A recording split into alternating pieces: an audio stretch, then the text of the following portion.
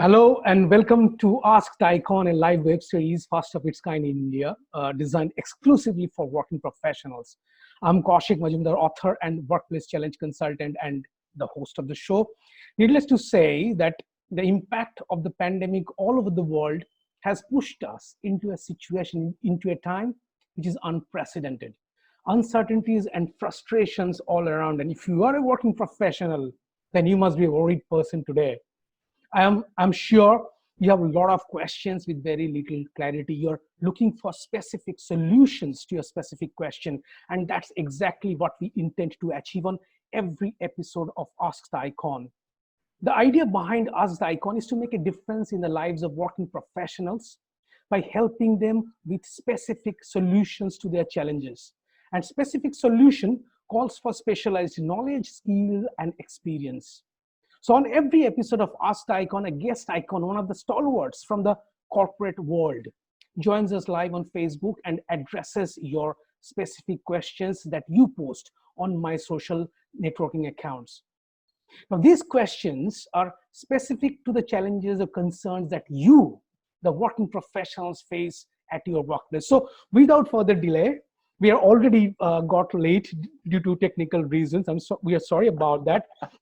So I would like to introduce you to today's guest icon, somebody I looked up to for the longest time. Yes, there are some people, let me tell you, there are some people who light up the room or the place which you are in with their sheer presence as soon as he or she enters into the space of the room. Our today's guest icon is one such person. He was the face of the organization where I worked for the longest time in my 2.5 decades of career. So ladies and gentlemen, our today's guest, a charismatic leader, a celebrated speaker, ex-CEO of Capgemini India and Mid East local business, Kishor Chitale. So thank you very much, Kishor, for your time, out of your, taking out of your busy schedule and joined us on the 9th episode of Ask the Icon. So I've told, just before I give it to you, I told many of our ex-colleagues about you joining me as a guest today on Ask the Icon, and they told me they're eager to hear the magic, to hear you. So over to you for your opening remarks, please, Kishore. Hey, Kaushik, thank you so much, and I'm honored to be here. First of all, it's always good to connect with the larger audience, whichever platform that can help. And as I said, I don't think I'm an icon. I'm just an ordinary worker like you and all others. And we just happen to perform certain jobs or roles, right? And the question is, how do we really aspire to conquer those aspirations as well as ambitions that individuals have for themselves? Right. And I happen to be at the right place at the right time, but also I never stop dreaming. So I'm glad that I'm doing this show with you, because your primary objective is to help an ordinary work woman or a man. Yes. Yeah. Yep. So first of all, apology for getting a bit late. But I think they say that the stars always make their presence felt. Right. So they always come a bit late. So Kishore, before I move on with the questions and all, so I have always fascinated by your eloquence while you're on stage. They say, put the stage on fire, and you are that person. So whether it was a Fun Do Friday or the Wednesdays when you used to share the current project or the project pipelines with the entire organization, or even the parties that we used to have, without you taking the stage, those occasions used to lose their sheen of valor. Is it a skill you born with, therefore comes naturally to you, or is it a skill you learned and trained in? Over to you, Kishore. Oh, good question. I think there are certain things which are inborn. I mean, you should be thankful to your DNAs. Absolutely. But certain things get evolved as you progress, right? And I always feel that everyone is assigned with certain task and the role, but what matters is the collective, you can say, objective or achievements that we do together. So once you are off your work environment, you're all one individual unit, and there is no hierarchy there, and in the sense that every small element of the chain helps you to achieve the objective. And I always believe that fun element is something which is very precious to me, because if I don't enjoy what I do, I will not last long in the role in which I have been put or assigned or given. So you try to create an atmosphere and an environment where you will always feel like coming back the next day, or rather than saying, "Oh shit, I need to go back to work." I always feel that people should look forward to come to the work. But now is a big question that you have, saying that if there's no workplace, how can we create that environment as such? I know where you're heading, so I can read you.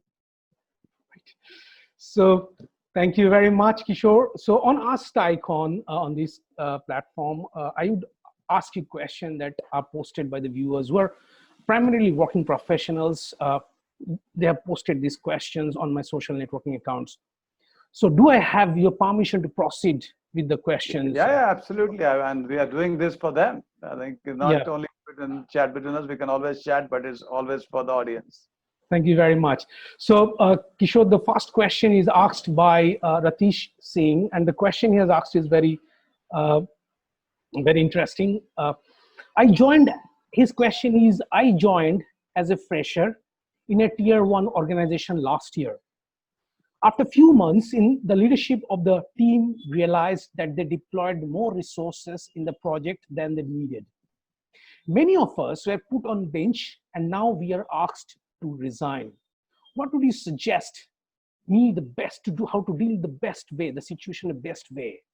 What would be your suggestion? That's the question from Ratish Singh. Kishore, over to you, please. Okay. Hi, Ratish. First of all, I think congratulations that you got selected for tier one. That means there is nothing wrong with you. Okay. I think you should always keep in mind that what you are, you are. Nothing changes unless you want to bring the change.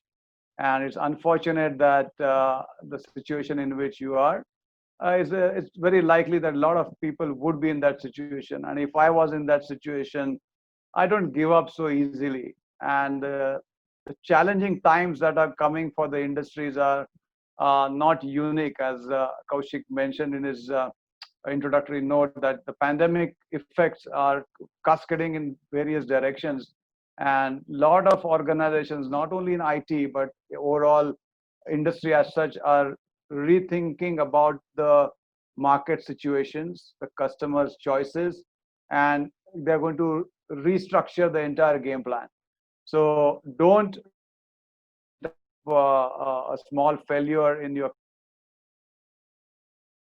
you are very young of the technology curve.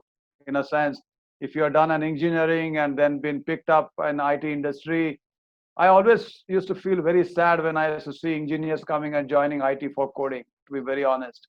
I always believe that the engineering graduate should combine technology and their engineering knowledge to excel the engineering or the industry expertise. So you see the AI and the automation and the machine learning is heading towards that. It's a combination of your engineering knowledge and technology expertise. So if you're passed out from the good institute, you already have that benchmark. What will help you is the technology part of it. And always believe that you must solve industry solution or industry problem with a. The next question, Kishore, from Ambarish Roy, and his question is again, something very interesting. He's asking, team building activities such as project parties, offsites, monthly awards were huge motivating factors for us to perform as a team. Now, those factors helped in creating bonds among the members within the team, with work from home becoming the norm. Do you see the relationship among employees changing? Before you answer this question, Kishore, I remember one incident. I joined Capgemini, where both of us working in 2004. And initial days, I still distinctly remember one incident that we are having a team meeting, and you happen to be, or somehow I think you were passing by something. You sort of joined that meeting. What's happening? And in the end of the meeting, you asked when was the last project party you had. And I think the team manager he said that we did have some issues or something, 4 months, it's been 4, 5 months. And you said that time that, if you don't have a project party in a quarter, then you guys come and talk to me. I still remember that. So I was so I was so surprised that coming from a person from your stature. And uh, so yes, over to you. You have also talked about the fun part that you have always, you have always liked. So over to you, Kishore, please.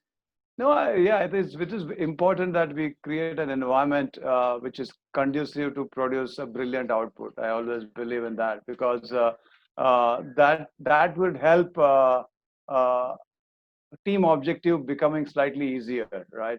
Uh, with the work from home culture coming in, it's not um, uh, much liked, but much wanted because of the situation in which we are. And when offshoring happened, no one would believe that work could be offshore initially. I remember those days where we went through the model developments in terms of model 1, 2, 3, or whatever we call them, amount of offshoring that could be done.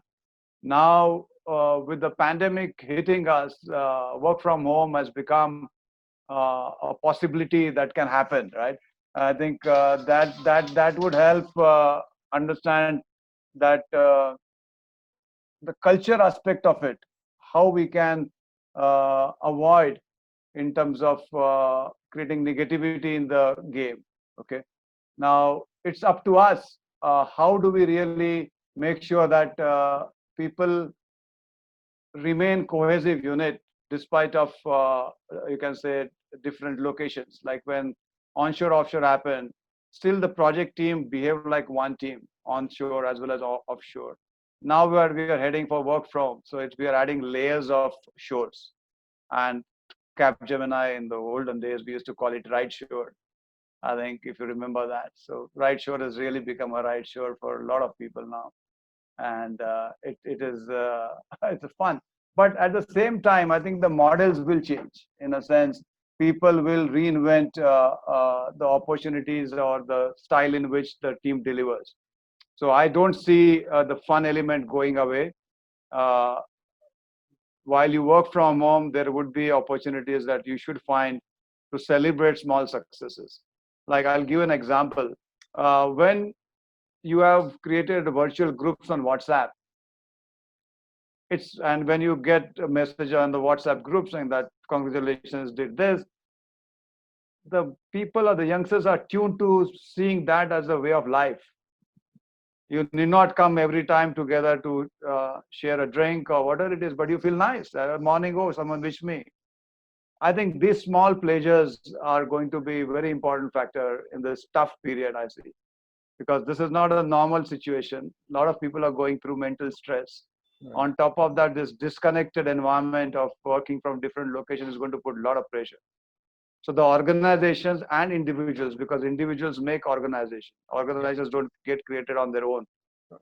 And the culture of the organization doesn't come from the top, it comes from the bottom. That's my belief. Top only allows you to build that kind of a culture, right? Yeah. But the culture of an organization is in yours and my hand. If you enjoy working together, we'll find a ways to meeting together somewhere.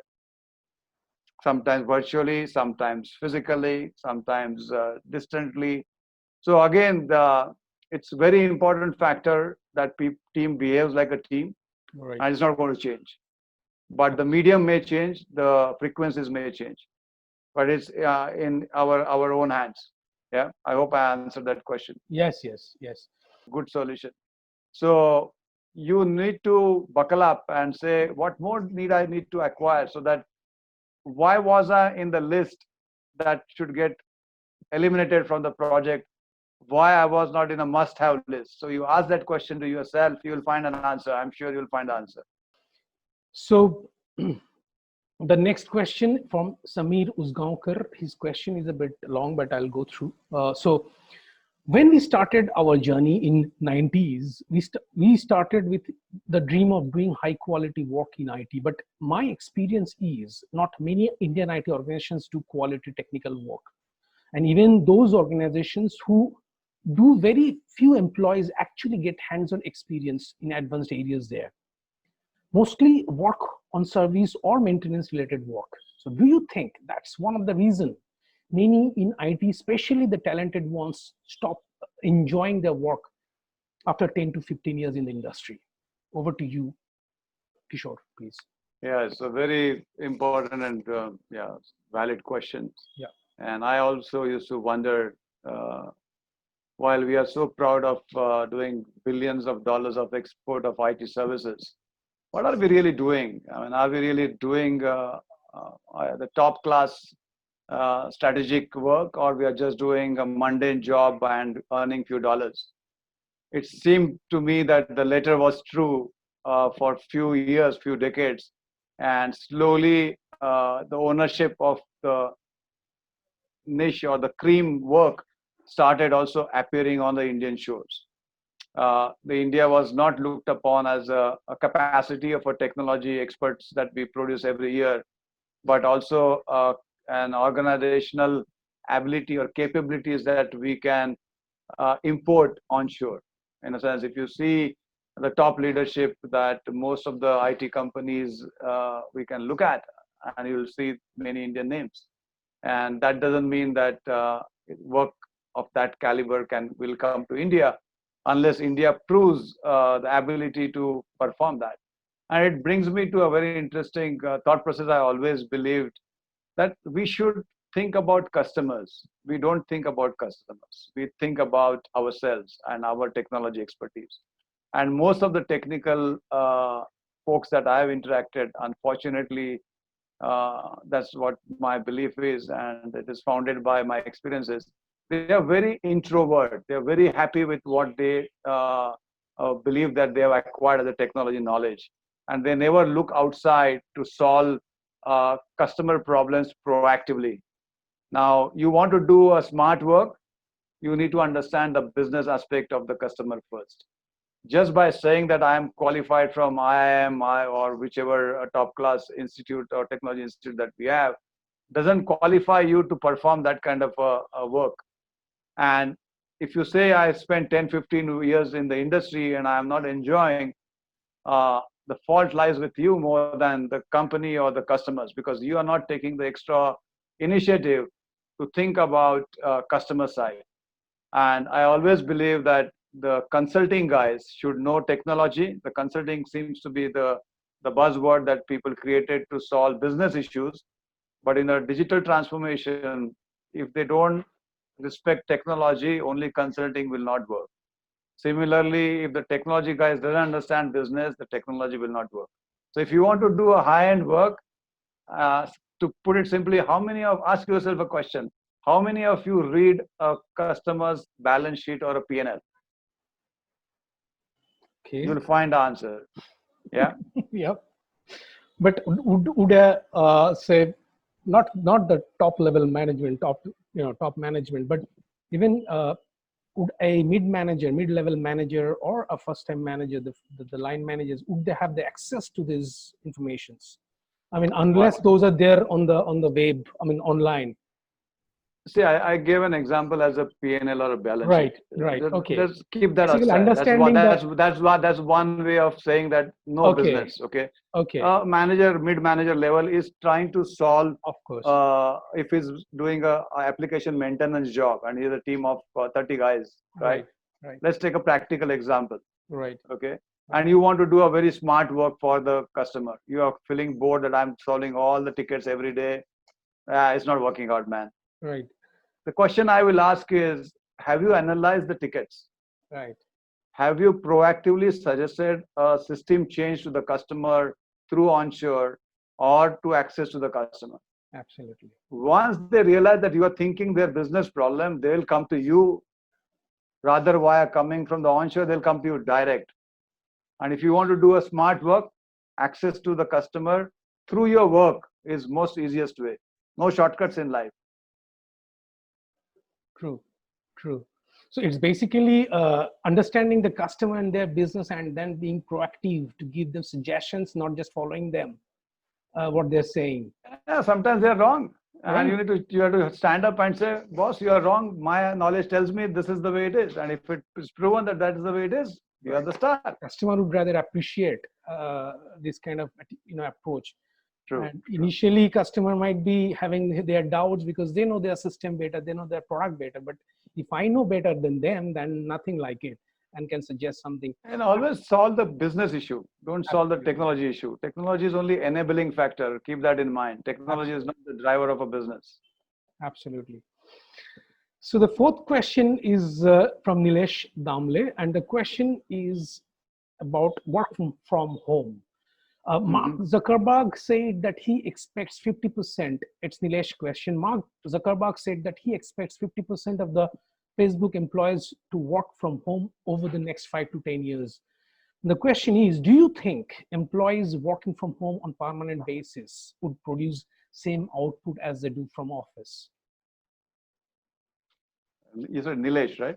Nilesh, yeah, Nilesh. Yeah. So Nilesh is a very, you can say, apparent question everybody's mind is asking.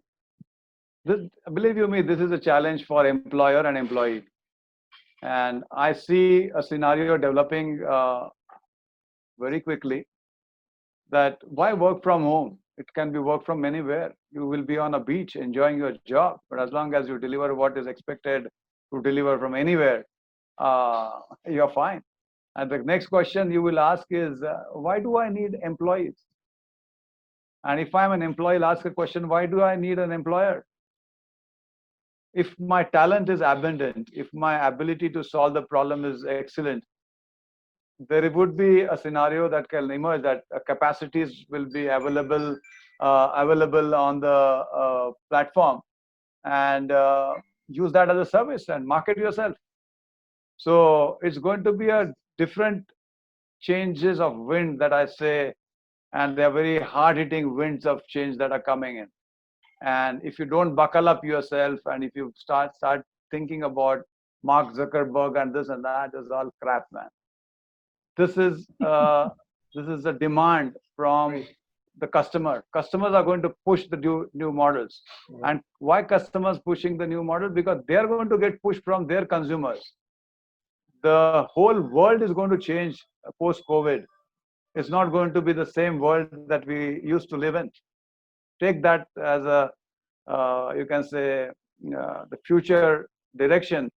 And now the question you need to ask yourself, do I continue with the same lifestyle, or I need to readjust my lifestyle?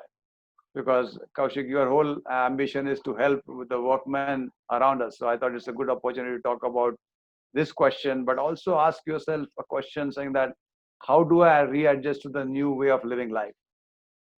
Do I really need to continue with the materialistic bombardment that happened around me?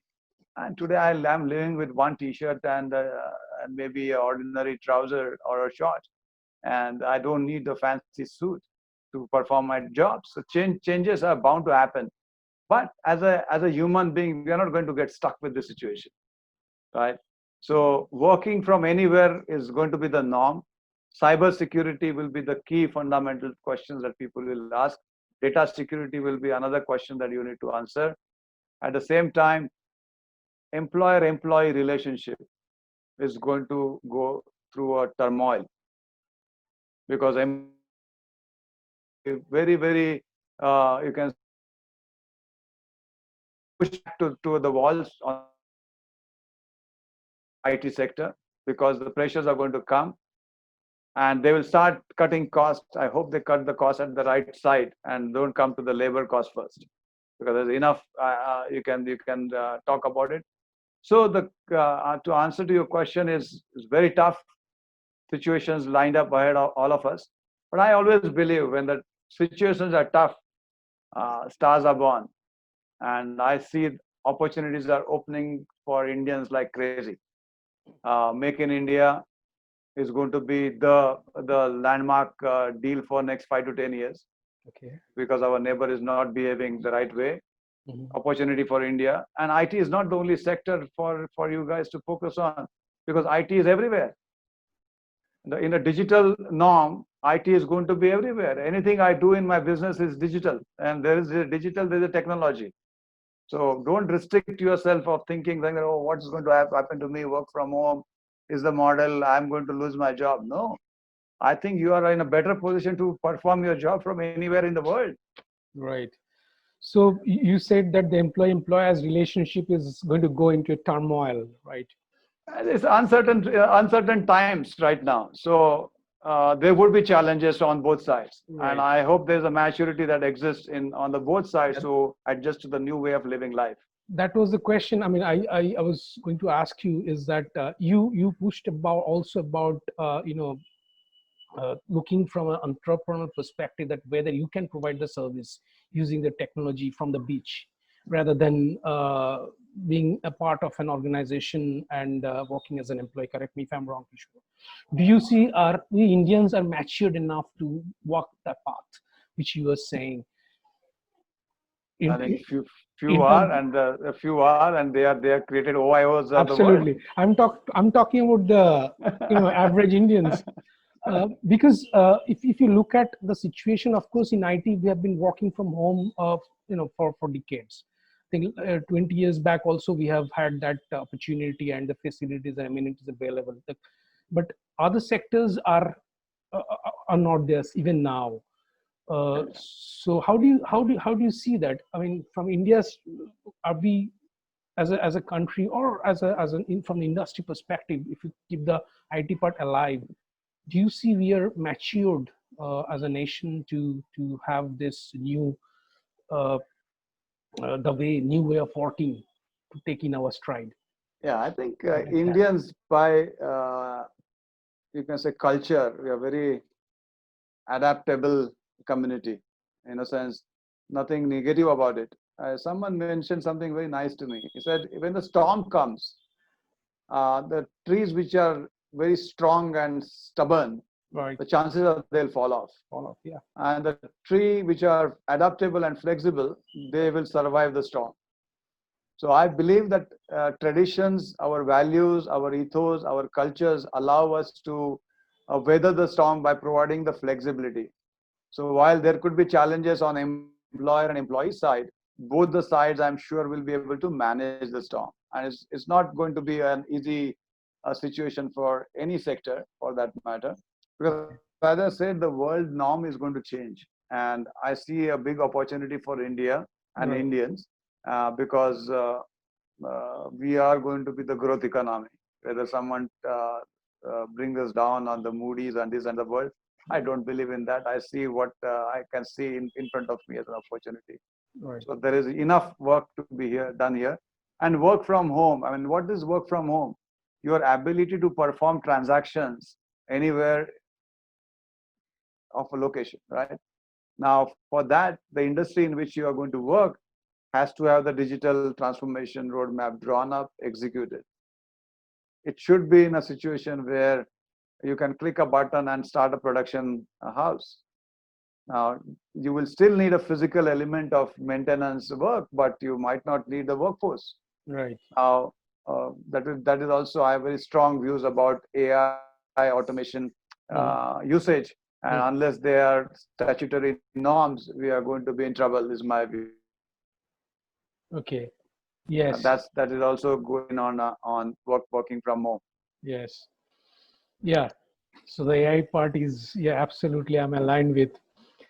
The next question is again related to IT. IT jobs were the most sought after ones in 90s and also 2000s, mainly for its lucrative pay package and traveling abroad. Now, gradually, other industries also start catching up. IT's pay package and even some pay better than the IT today at the starting level, what they pay at the starting level. Now, traveling abroad, opportunities also have become very less for the IT employees. Do you think because of these reasons, IT has, as an industry, would lose its sheen or lose out on the talented workforce to other industries? The question has been asked by Yatin Shwatkar. Over to you, Okay, Kishor. okay. Hi, Yatin. No, I think a lot of youngsters, when I, of course, a few years back, I was seeing that in action, always had a passion to go abroad. I mean, local business, okay, local business, kuch nahi. Is there some onshore opportunity? It's a short-term view of life. I mean, individually, people have different ways of living life. Uh, some people are passionate about traveling abroad. So I am. But I had taken a pathway. I said, I want to go abroad to enjoy my life. and I don't want to go there and work. But I'll create myself a platform in which I will be able to go anywhere I want, whenever I want, so that I'm comfortably taken care of. Now, the question was if the industry is paying better than IT, and I'm glad they're paying better than IT, because if in the previous question someone said that I'm getting bored of doing the same maintenance work, there's no excitement left for me, and that means that IT is giving you a boredom, and industry will give you the freedom, right? So I'm glad if industry is paying well than IT, that's a good sign of development for the country. But remember, IT is going to be everywhere. So even if you are working in an industry, technology is not going to go away. In fact, technology reach is going to go further up in every element of an industry. Yeah. So some of you would be working in different technology product companies where a lot of automation stuff is happening today around us. A driverless car is a simple example. Yeah. But do I need that in India? Question mark, right? Just because someone is technologically superior, I don't need that model in India. How can I create a better logistics operations enabled and a better signal systems managed so that I don't create a chaos on the road? I mean, if you're a technologist, think of these solutions than dreaming of producing a driverless car. India doesn't need that. Absolutely. Yeah. It would be more chaos. The sixth question, as a so it's been asked by Asif Sheikh. So the question is, it's a very short question. As a founder of an IT startup, how can I retain my employees in this situation? That's a question from Asif Sheikh. Yeah. So Asif, I'm glad that you are a founder of a startup, and I hope when you start something, there is a gestation period, and there is you can say stability period, and there is a growth period. And when you start new ideas, you need to ensure that your new concepts, stability, and portion of a growth is taken care of as a cost evolution when you come up with this idea. And most of the startups, unfortunately, whenever I talk to people around, they are looking at startup as a short-term, you can say, money-making business, and lack the long-term vision of why am I starting up something, because I am passionate about some new ideas. And a lot of people think at startups saying that quick buck, create a value, someone buys you, oh, you have made tons of money, you're done. Doesn't happen that way. And to retain your employees, the employees need to believe in your idea. As a founder or as a startup owner, you need to make sure that you select that team who is equally passionate about your passion as an entrepreneur, right? So make sure that people get aligned, because I always looked upon, when I look back, when I started something like local business unit, from zero we made to 3-figure euro million business, because people were passionate about doing something new, but they were aligned to a leader's vision. And I'm not saying that I'm a visionary leader, but we all had a common objective. So similarly, for a startup person, you need to share your objective with your team. And believe you me, in a tough period also, the team will not leave you, provided you take care of them when you grow up or when you see success, right? And they're aligned with you. I hope I answered your question, Asif. Absolutely. So next question with regards to employees satisfaction survey, which was asked by Manjari Dhar. Manjari's question is, we as employees of an organization feel employee satisfaction surveys are more compliance formalities because not much apparent implementation. How do you see these surveys can be made relevant to the employees so that they meaningfully participate in the process? Over to you, Kishor. Yeah. Yeah, HR is a very favorite topic of mine. The surveys are all crap. In a sense, if they don't add value to the employer and the employee together, I will not take one side, because the industry works when both the sides work in tandem. And I don't need a survey to know that employees are not happy. If I'm a good leader, I know what the employees are looking out for. And if I'm a good employee, I know what the employer is looking out for. how do we create that environment together is a key question. And I always believe that more transparency we bring in terms of the evaluation process, uh, you will not need surveys, because the new generation that is coming into the industry are coming with a very short-term view. You need to throw back at them black and white data about their performance, otherwise they will not believe you. The social media is available for to abuse you, to uh, create a ruckus for an organization, so on and so forth. There are laws and all, that's fine. But to create a HR, I feel the next wave of KPIs are going to be very different. And keep aside the surveys. Surveys will be the last thing should be on your mind. If you are really driving a HR function, think about, if you hear some of my podcasts, I call them dirty KPIs. Right. There should be a dirt KPI for every role that in your organization. It talks about digital innovation, you can say reusability part of it, and T stands for teamwork. An individual brilliance will not last. A teamwork is important.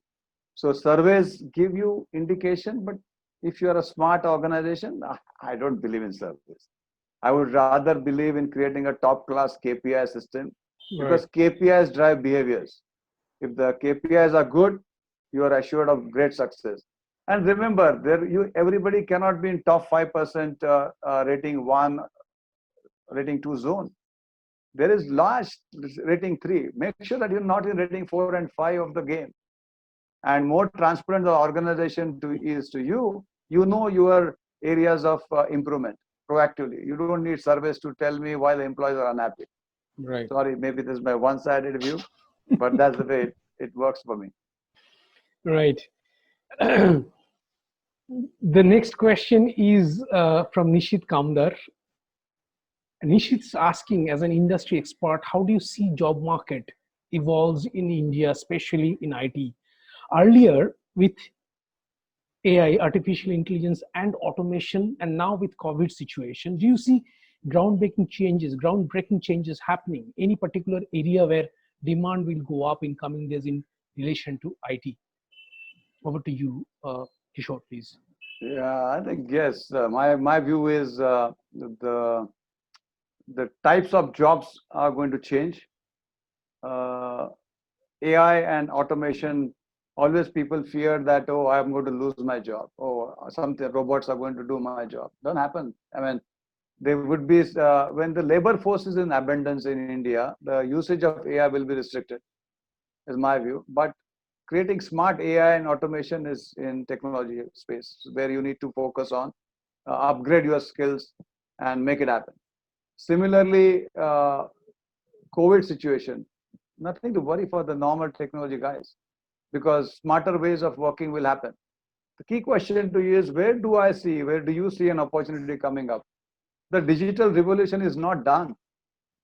The digital revolution will take a more, you can say, aggressive approach in execution, because people were in the middle of digital revolution preparedness because of automation, because of smart factories, different logistics. So Yeah. you're running an industry, and IT happens to be one element of an industry. Don't forget your oversight on the industry. So the job markets are going to be very buoyant, very hot, and especially in India, where the industry investments are going to come into space. So I don't see a lack of jobs, but provided you are willing to adapt to a new way of working style, right? I think people will miss the office environment largely, but you need to create an environment of yourself. Create a semi-office meeting center somewhere. Right. Who doesn't want to interact with individuals? I mean, we are not robots, not to talk to each other either, or to gossip with somebody. And that's the Right. fun part of it, yeah. So we need that. So the jobs will be in abundance for the right people at the right time, provided you invest on yourself. Right. Right. So nothing to worry about. You just have to adapt to the new way of, the way things are going to I think happen. we mentally Yeah. this is going to be the way of living life. Right. Change your lifestyle. I think that's my advice to youngsters specifically. You need to avoid debt cycle. Right. If you are getting trapped into a debt trap, it's a death trap.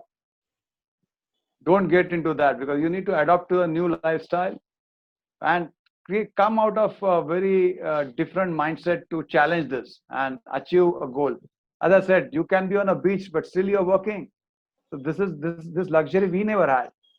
You probably will have that. You will go to Mauritius, you will go to here, and still you're working from home or working from hotel. So think of that passionate way of living life.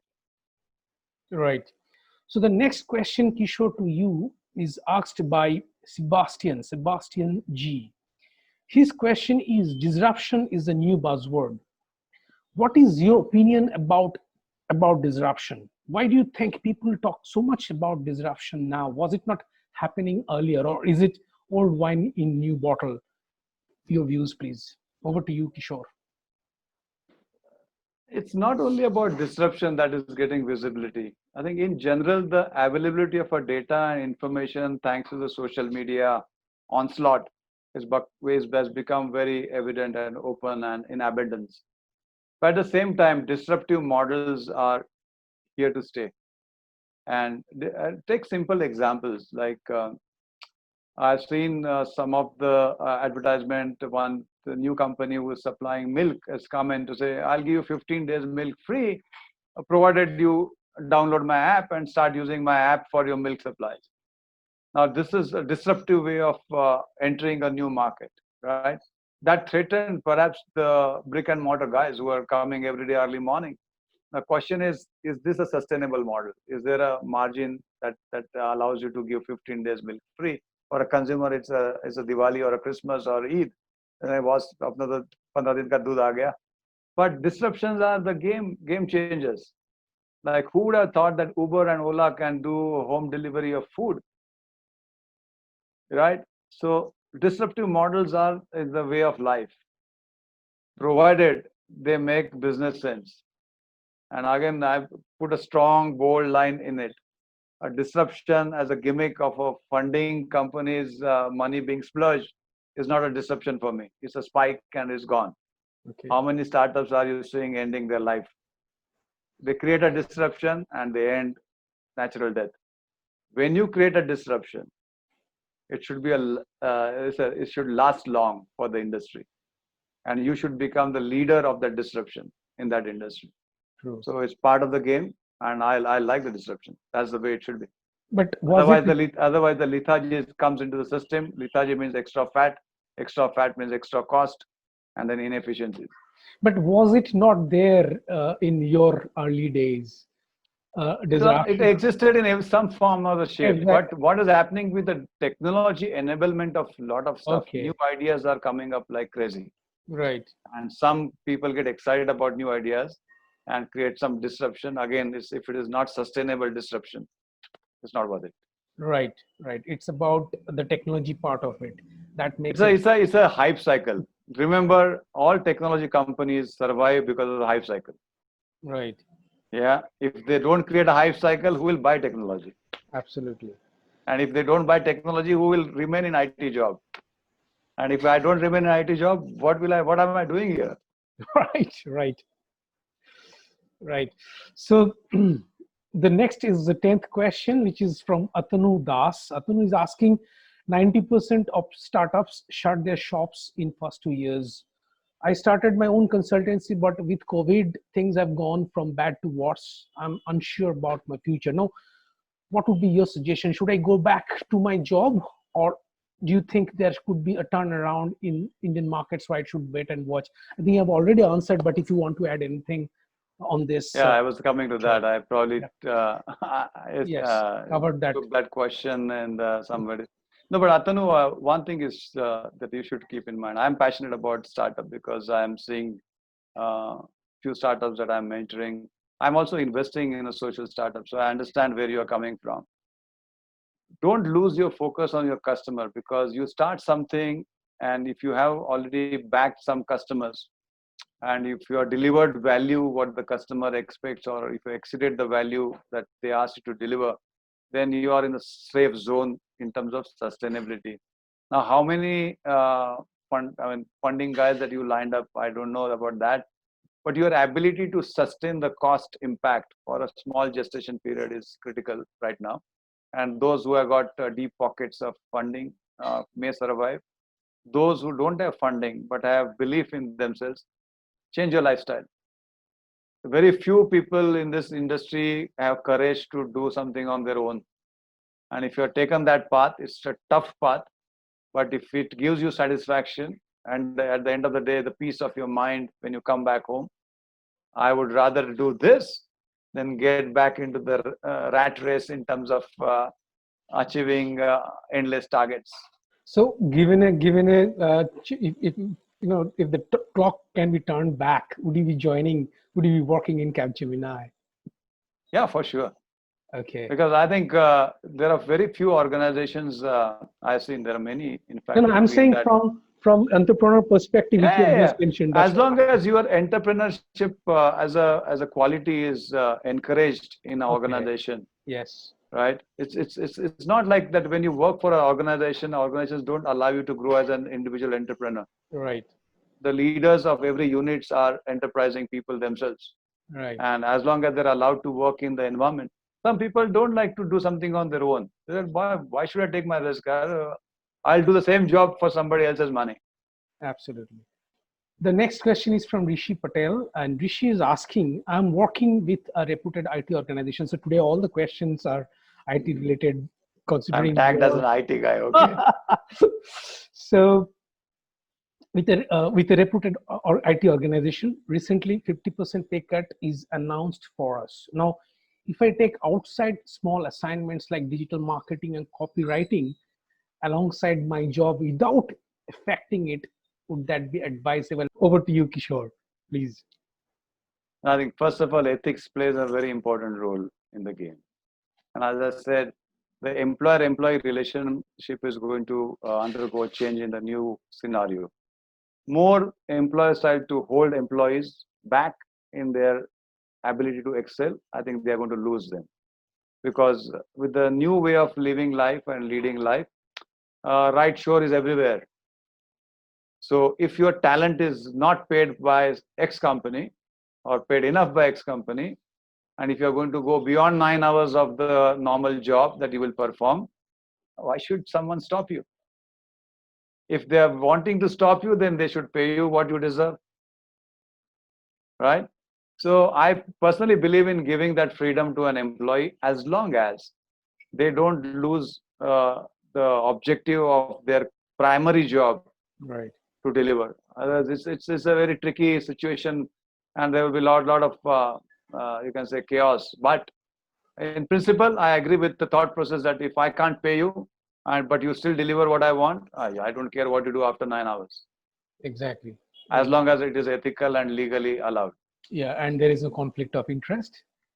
Yeah, I think conflict of interest is something that's why the ethics part plays an important role. And I will not work for the competition, but if I'm doing some script writing, something like that, okay, why not?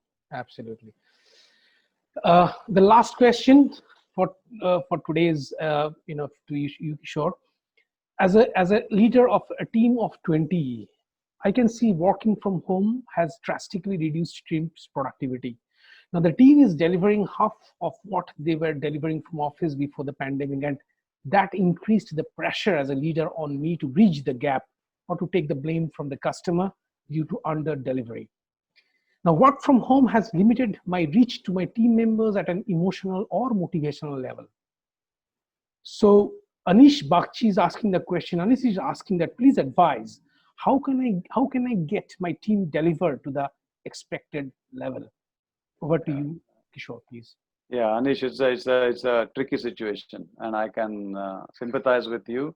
I was talking to a few leaders a few weeks back, and I was telling them that this is the layer, middle management layer is going to be exposed to the highest with the work from home. When you are on the shop floor, they know what they're doing. They are under control. They have the control on the employees. Control is a harsh word, but it's a reality. Control is not by policing. Control is of output, right? But when you're working from different thing, I think, Anish, I don't want to know the company you work for, but there are a lot of leaders in the IT spectrum saying that they have increased the productivity by 25%, X%. They publish data in the media, and I personally believe it's I don't think it's a reality. It's a hype again created to say this model is working. We are more productive. Of course, you'll be productive because the time people spend in traveling 4 hours back and forth in Mumbai, or for that matter, if you are in Bangalore, you do spend a lot of time on the road, is saved. So that becomes productive time. The companies have analyzed the real working time out of 9 hours is how much. I don't want to talk about figures. Right. So employees know how much they really work. But when you're working from home, you're bound to deliver more. But the challenges, what Anish mentioned, are going to crop up. Right. Your ability to get the output from individuals when they are working from remote locations is going to go down. You will need smart tools. And I was telling somebody, it's a big opportunity for anyone who can create a project management tool which can go and come to my laptop, scan the folder in which I need to keep output or input of my job, goes back and prepares a dashboard for the manager or his or her superior. What's the output yield so far? And that's going to be the future for you. So don't assume that working from home will allow you to do what you want to do.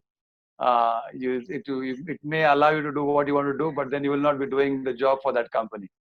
Take it from me in writing, because the things are going to change. So Anish, I think you need to find a way to motivate your people.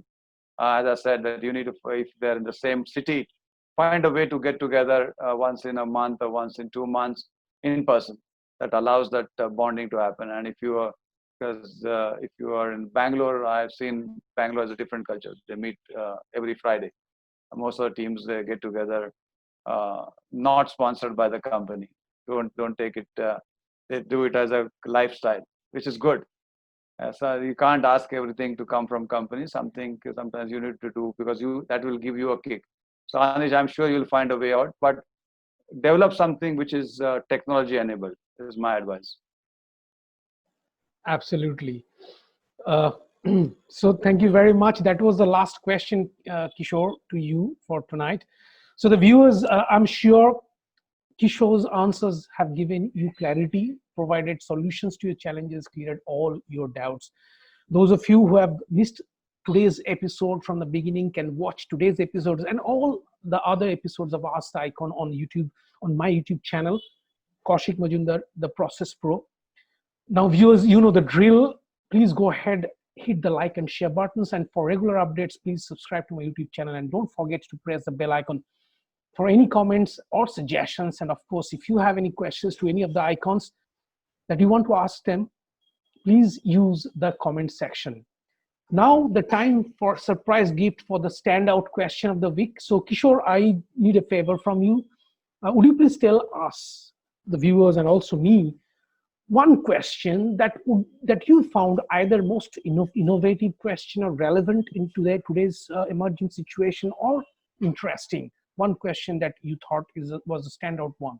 I think it will be unfair for me to choose one question, because all the questions were relevant and interesting and right as such. So I'm sure you will do justice to every question, because you would have got more than 10 questions, I'm sure.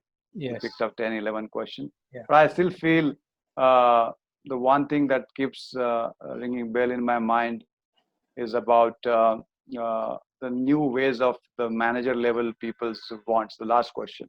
Right. That's going to be the more challenging episode of post-pandemic era of IT industry. Right. And that is the most threatened layer of our sector, IT sector. And if that layer doesn't buckle up, find a way to conquer the demand from the industry or the customers, they are going to be in trouble, because the technology solutions will come up, take away their jobs, and they will have nothing to do. So I feel that's a question which has got to be answered by everybody. So I would pick up, if I was given a choice, which you did give. And again, I'm saying all the questions are relevant. I enjoyed time being there. First of all, as I said, sorry for the delay in start, but I hope I did justice to all the questions. So the last question is what I will pick up as a question that absolutely want to me. So that was by Anish Bakchi. So thank you, Anish, and congratulations. I'll be, you get the surprise gift. It will reach you by end of day tomorrow. So now, thank you very much, Kishore, for your time and addressing the concerns of the working Pleasure. professionals. Pleasure. And I'm sure all the viewers got immensely benefited from your solutions and suggestions because I have. So before we close our today's episode, any closing comments from your side, please, Kishore? That I told Kaushik when he called me and we spoke about it. I like to be in front of audience if I can help them because mental toughness is a need of the hour, right? And the current situations are very different, very a high pressure game. So if I can lighten your pressure, why not? And I would be very happy to meet in person sometime somewhere and maybe in some parties that you would call me for. Why not? So I enjoyed being there on this show, Kaushik, and good luck to you and your endeavor to help people. I like the theme. That's the reason I said, yes, I will join this platform because it's a unique thought process. Doing something for the others to settle them down is a rare quality. And you having gone through the lifespan of your own, Right. you can relate with people very quickly. So I appreciate that. Good luck to you and your platform. Thank you very much, Kishore. Thank you very much indeed. So viewers, with this, we have come to the end of today's episode. Looking forward to see you in the next episode of Ask the Icon with another icon, with another interesting perspective and lots of knowledge, clarity. So till then, with today's icon, Kishore Chitale, this is Kaushik Majumder wishing a good weekend ahead. Take care of yourself and thank you for watching Ask the Icon. And please keep your questions coming. Thank you very much and goodbye. Thank you, Kishore. Thank you. Thank you. Bye.